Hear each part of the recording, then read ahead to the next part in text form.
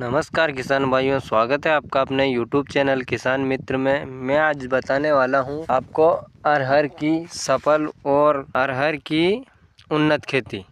दोस्तों, अरहर की खेती जो है, ये अरहर की खेती हमारे देश में प्रमुख फसलों में ही आती है और ये खरीफ के सीज़न में बुआई की जाती है। दोस्तों अरहर की खेती हम कम जल वाली भूमि और असिंचित तथा कम सिंचाई वाली भूमि पर भी इसकी खेती कर सकते हैं। वैसे तो इसे सिंचाई की कम ही आवश्यकता पड़ती है, इसलिए हम इसे असिंचित भूमि और कम सिंचाई वाली भूमि में भी कर सकते हैं। वहीं सभी प्रकार की मिट्टियों में इसकी खेती आराम से की जा सकती है। दलहनी फसल है दोस्तों, अरहर की खेती बहुत ही कम लागत वाली फसल है, क्योंकि इसमें हमें जीरो लागत में अधिक मुनाफा मिल सकता है। इसमें कम लागत लगती है और साथ ही खाद भी कम ही लगते हैं और हमारी जो लागत है वो भी कम लगती है और मुनाफा अच्छा मिलता है। वीडियो के माध्यम से हम आपको अरहर की खेती और भूमि, खेत की तैयारी, खरपतवार, वहीं कीटनाशक, साथ ही लागत और लाभ, साथ ही मुनाफा कितना होने वाला है, सभी के बारे में जानकारी देने वाले हैं दोस्तों। तो प्लीज़ वीडियो को लाइक और चैनल को सब्सक्राइब ज़रूर कर लें। आइए शुरू करते हैं। तो सबसे पहले बात करते हैं दोस्तों समय की। तो समय है जून से जुलाई में इसकी बुआई का अनुकूल समय है। बहुत ही अच्छा रहता है, क्योंकि हम समय से बुआई करेंगे तो ही हम अच्छी पैदावार ले सकते हैं। किसी भी फसल को हम अगर सही समय पर उसकी बुआई नहीं करते हैं तो हम अच्छी पैदावार व अच्छा मुनाफा नहीं कमा सकते हैं। इसीलिए हमें सही समय पर इसकी बुआई करनी चाहिए दोस्तों। साथ ही खेत की तैयारी की बात करें दोस्तों, तो खेत की तैयारी तो हमें सभी प्रकार की मिट्टी में इसकी खेती हो सकती है। लाल मिट्टी, काली मिट्टी, वही पीली दोमट मिट्टी, जहाँ कम सिंचाई के साधन होते हैं वहीं पर इसकी खेती होती है दोस्तों। वैसे तो आप जानकारी है कि ये कम सिंचाई वाली जगह पर ही इसे बुआई करते हैं, पर अगर हम चाहें तो इसे भी हम आम फसलों की तरह ही इसकी भी बुआई करके हम और सही उन्नत तरीके से खेती करके अच्छा लाभ कमा सकते हैं। क्योंकि दोस्तों दिन ब दिन अरहर का पैदावार में कमी आती जा रही है और इसकी जो बुआई है बहुत कम होती जा रही है। पहले तो कई जगह हमारे खेतों में इधर उधर खाली पड़ी रहती तो हम इसकी बुआई कर लेते थे, पर अभी इसकी बुआई कम होती जा रही है। तो दोस्तों हमें खेत में वैसे 2 से 3 ट्राली खाद डाल करके अच्छे से जुताई कर अच्छे से मिला दें रोटावेटर निकाल करके। और साथ ही दोस्तों बात करते हैं इसकी, तो हमें उत्तम जल निकास वाली भूमि पे ही इसकी बुआई करनी है। क्योंकि दोस्तों इसमें या तो फिर हमें बेड बना करके बुआई करनी है या फिर उत्तम जल निकास वाली भूमि पर ही इसकी बुआई करें। वहीं दोस्तों अगर बात करें जलवायु की, तो यह अरहर की फसल एक शुष्क आर्द्र जलवायु वाली फसल है। और वहीं बात करें तापमान की, तो दोस्तों इसमें हमें तापमान की बात करें तो 15 डिग्री से लेकर के 40 डिग्री तक के अनुकूल व उचित माना जाता है अरहर के लिए। वहीं दोस्तों अगर बात करें बीज की, तो हमें बीज जो है वो हाइब्रिड और उन्नतशील किस्मों की ही बुआई करनी है। साथ ही हमें बीज को उपचारित ज़रूर करना है, क्योंकि बिना बीज उपचार किए हम किसी भी फसल की बुआई नहीं करनी है और बीज का उपचार करके ही इसको बुआई करनी है। वहीं बीज की मात्रा की बात करें तो दोस्तों 8 से 10 केजी के लगभग हमें प्रति एकड़ के हिसाब से बीज की आवश्यकता पड़ेगी। वहीं दोस्तों अगर हम इसकी खेती बेड बनाकर करें तो बहुत ही अच्छा लाभ देखने को मिलेगा हमें।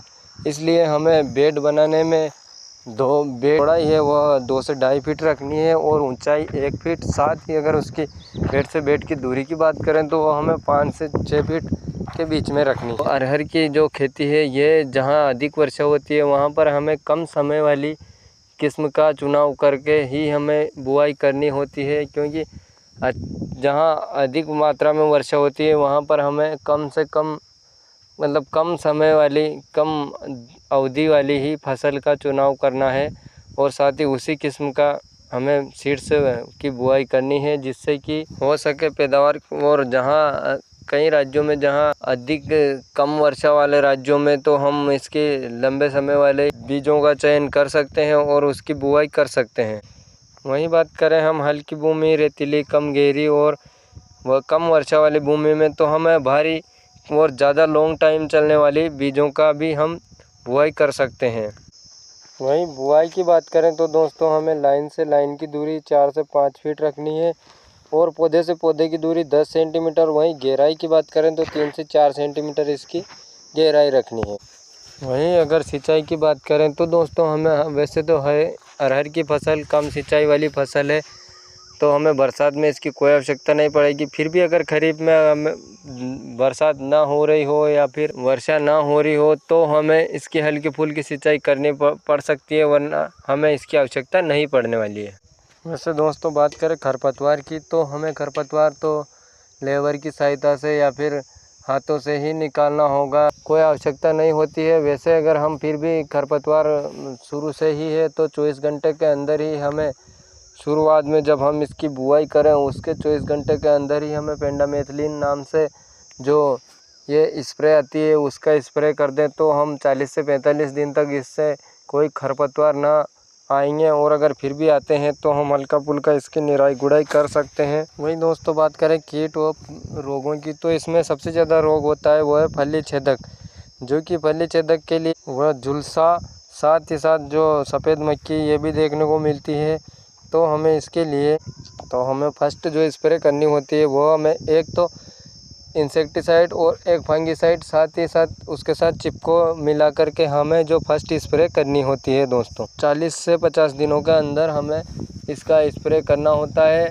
तो हमें एक कीटनाशक और एक फफूंदनाशक दोनों को मिला करके 30 ml प्रति 15 लीटर की टंकी के हिसाब से हमें स्प्रे करना है। और दूसरी स्प्रे हमें जब करनी है जब हमारे फसल में फलियों में दाना बनने लग जाए या फिर फली स्टेज में हमारा पौधा हो, उस समय हमें दूसरी स्प्रे करनी है। यदि अगर दोस्तों फसल में पीलापन आ रहा है या फिर कहीं कहीं हमें लगता है कि हमारी फसल बढ़वार नहीं कर रही है तो हमें 35 से 40 दिनों के बाद में हमें जो खाद देना होता है वो दानेदार सागरी का 10 kg, वहीं MOP मोरियाटॉप पोटास 15 kg और यूरिया खाद 35 kg। साथ ही हमें माइक्रो न्यूट्रिएंट्स भी ले लेना है 5 kg के हिसाब से हमें प्रति एकड़ के हिसाब से मिला करके पौधों की जड़ों में देकर सिंचाई कर देनी है, इससे कि हमारे अच्छी बढ़वार देखने को मिलती है। साथ ही समय अवधि की बात करें तो दोस्तों ये जो अरहर की फसल होती है तुअर की तो ये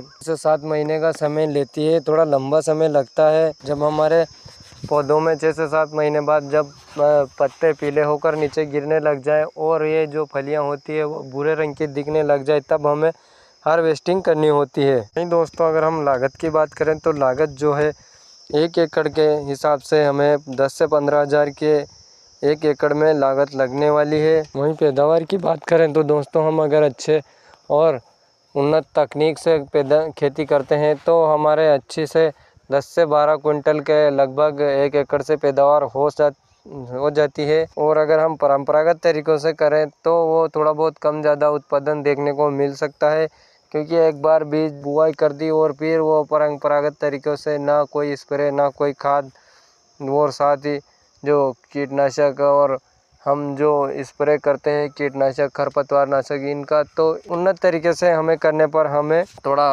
अच्छा पैदावार देखने को मिलेगी, जिससे कि हमें 10 से 12 कुंटल के लगभग पैदावार 1 एकड़ में हो सकती है। तो इस प्रकार से हम अच्छा मुनाफा कमा सकते हैं। वो तो हमारे बाज़ार भाव के ऊपर डिपेंड करता है कि हमें कितना लाभ हो मुनाफा हुआ। वैसे दोस्तों इसका भाव वैसे तो कम नहीं रहता है, कभी भी अच्छा ही मार्केट भाव रहता है। 5 से 6 हज़ार हमें प्रति क्विंटल के हिसाब से देखने को मिलता है। जानकारी कैसी लगी दोस्तों? वीडियो अच्छी लगे तो वीडियो को लाइक और चैनल को सब्सक्राइब जरूर करें। धन्यवाद।